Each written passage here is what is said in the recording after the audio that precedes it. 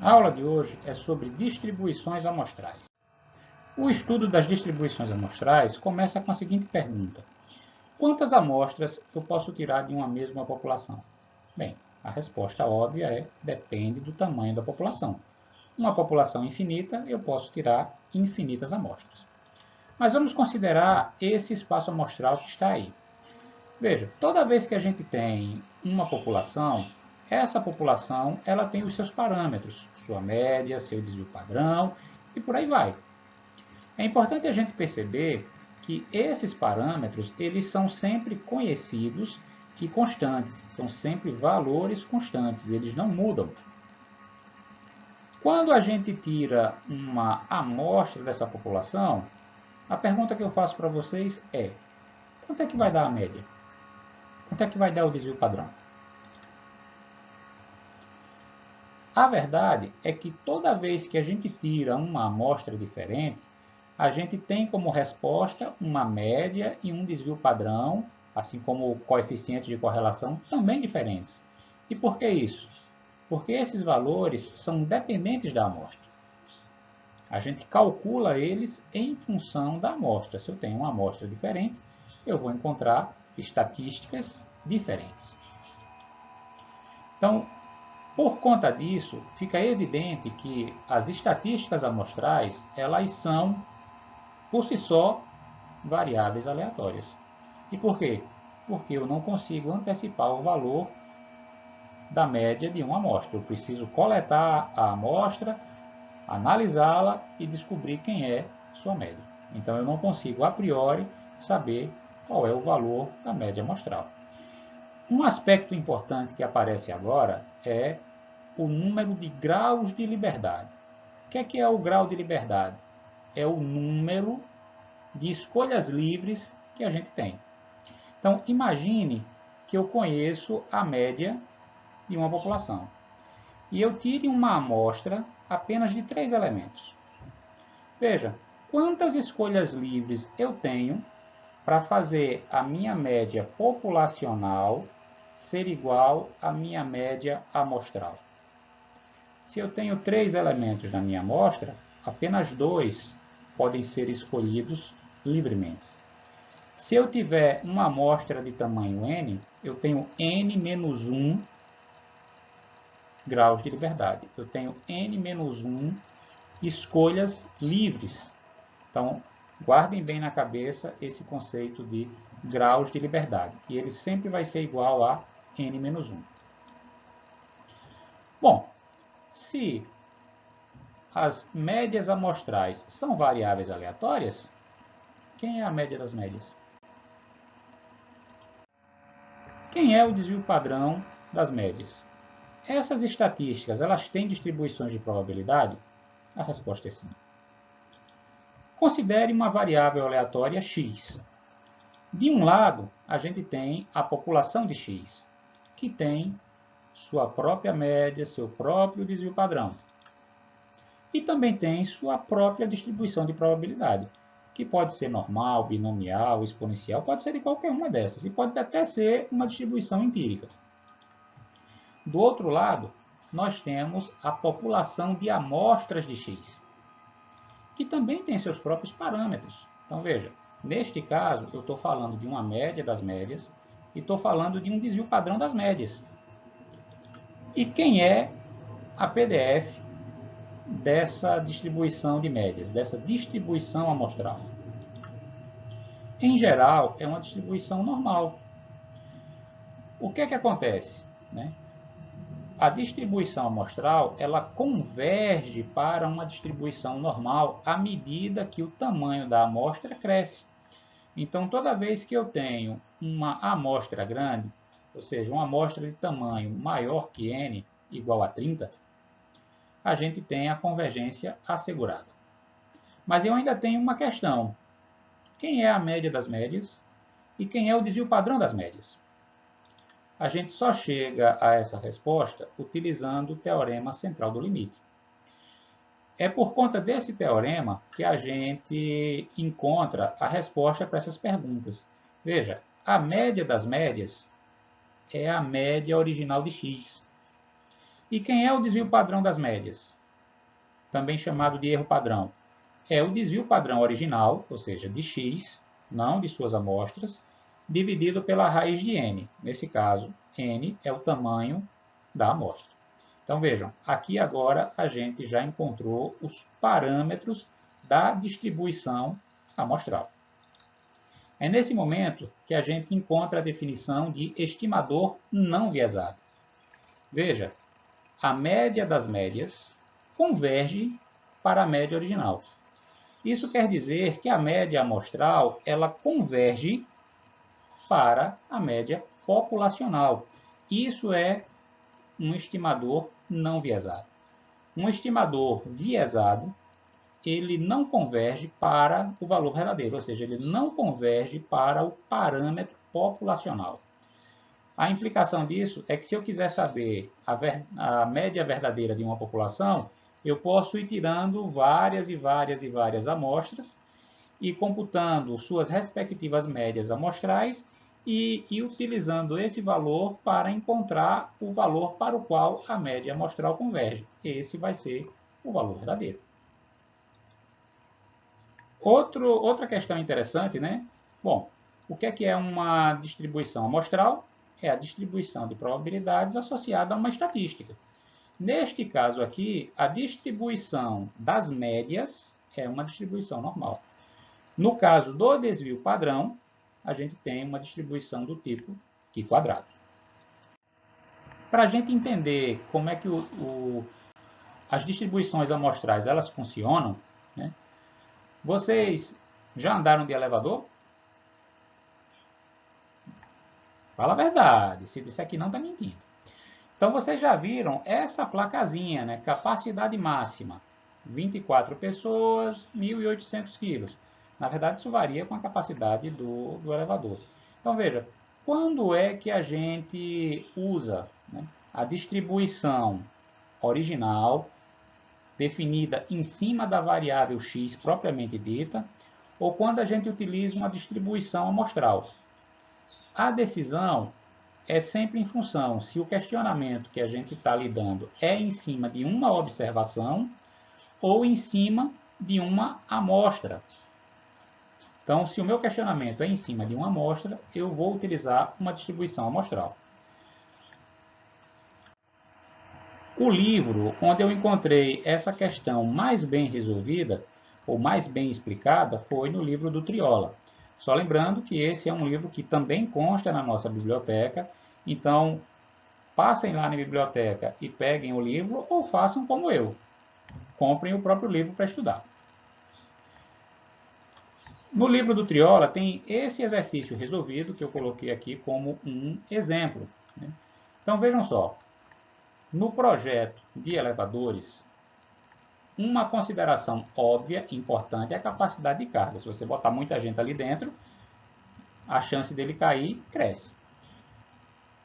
Um estudante da faculdade em Ohio morreu ao tentar escapar de um elevador do dormitório que estava superlotado com 26 passageiros. O elevador era classificado para uma capacidade de 16 passageiros, com peso total de 2.500 libras. Peso de adultos estão mudando ao longo do tempo. As pessoas engordam, emagrecem e por aí vai. Para o que segue, vamos supor o cenário do pior caso, no qual todos os passageiros são homens, o que poderia facilmente acontecer em um ambiente de dormitórios. Se um elevador é classificado para uma capacidade de 2.500 libras, com 16 homens, o peso médio de cada passageiro é 2.500 dividido por 16, 156,25 libras. Então, aqui no item A, o que é que ele nos pergunta? Ache a probabilidade de que um adulto homem selecionado aleatoriamente tenha peso superior a 156,25 libras.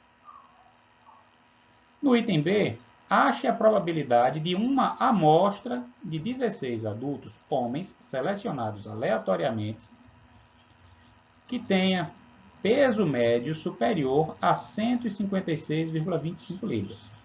De modo que o peso total dos 16, né, excede a capacidade de 2.000 500 libras.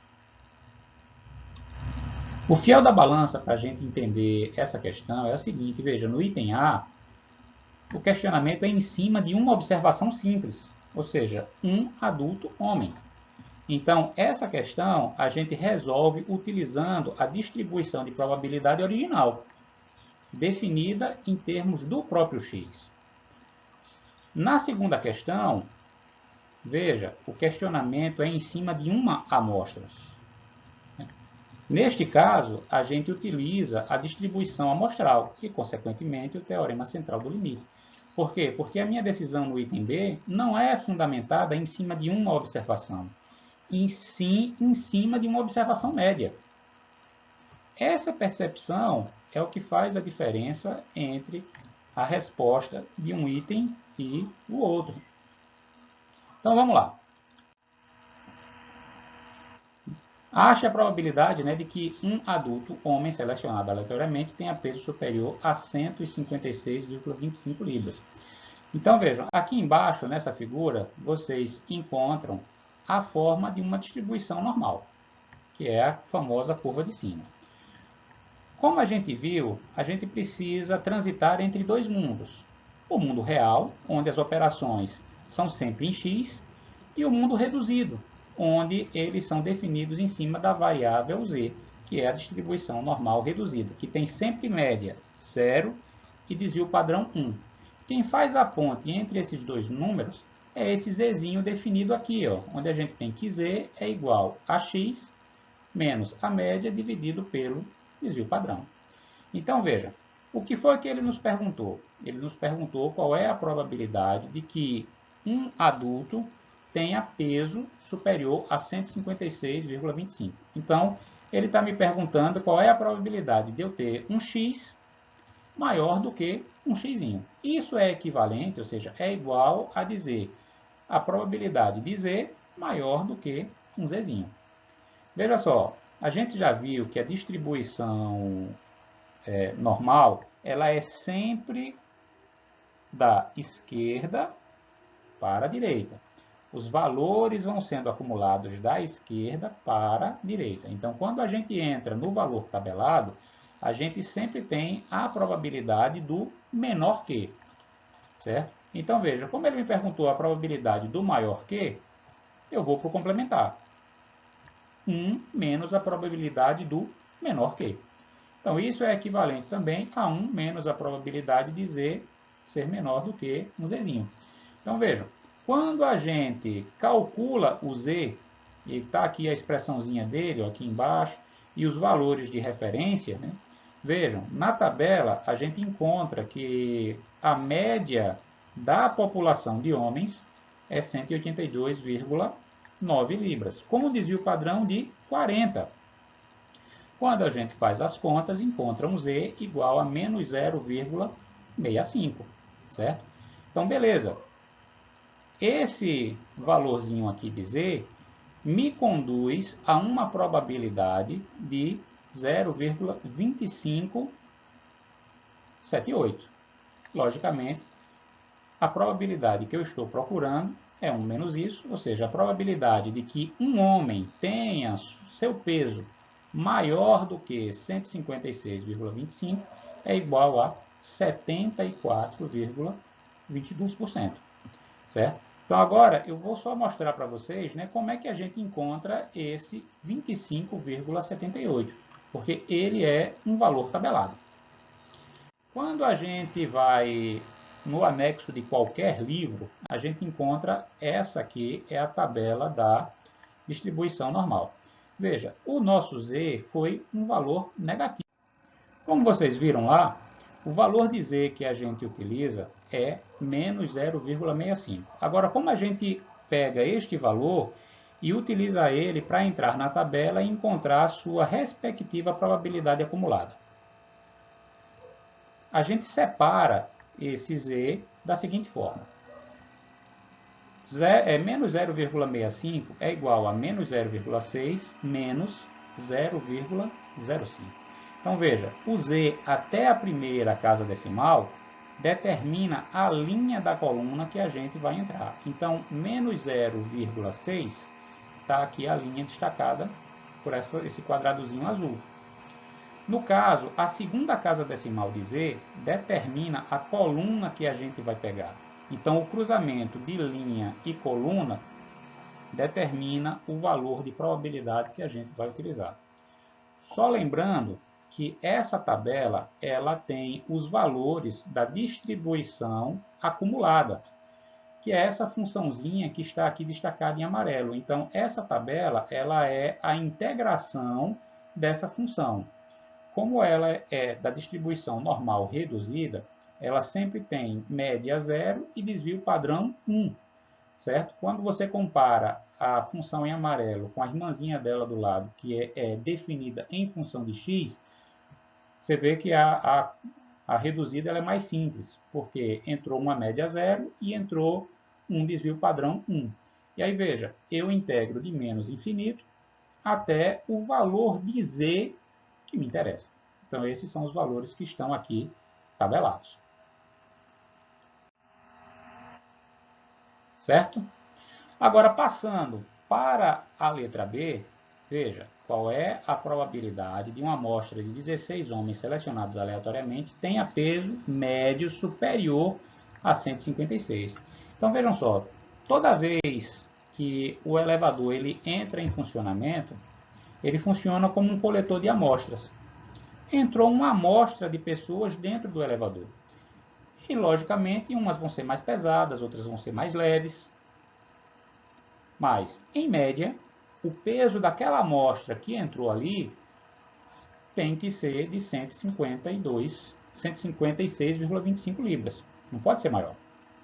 Como é que a gente faz as contas neste caso? Veja, neste caso eu preciso utilizar a distribuição amostral, a distribuição de médias, e utilizar o teorema central do limite. Neste caso, a diferença está basicamente no cômputo do Z. Porque a média das médias é a própria média e o desvio padrão das médias é o desvio padrão original dividido pela raiz de n. Quando a gente faz as contas, e veja, eu fiz questão de manter aí o mesmo padrão, né, a mesma rotina de cálculo da situação anterior, apenas com a diferença de dividir o desvio padrão pela raiz de n. Neste caso, quem é o z? O z, neste caso, foi menos 2,61. Veja, a probabilidade para um z de menos 2,61 é igual a 0,0045. Ou seja, a probabilidade de uma amostra de 16 pessoas superar o peso médio é de 95%. Desculpa, 99,5%. Enquanto a probabilidade de uma única observação superar, ser da casa dos 75%, a probabilidade de uma média de 16 pessoas subir, veja, é muito mais alta. Certo? Então, daí a preocupação, né, de a gente avaliar adequadamente a média, né, é o peso médio de quem entra dentro do elevador que importa.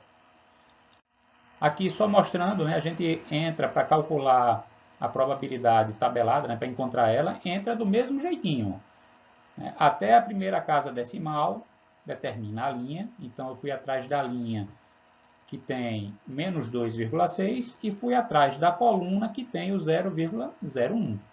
Encontrei a linha e a coluna, o valor na interseção da linha e da coluna é a nossa probabilidade.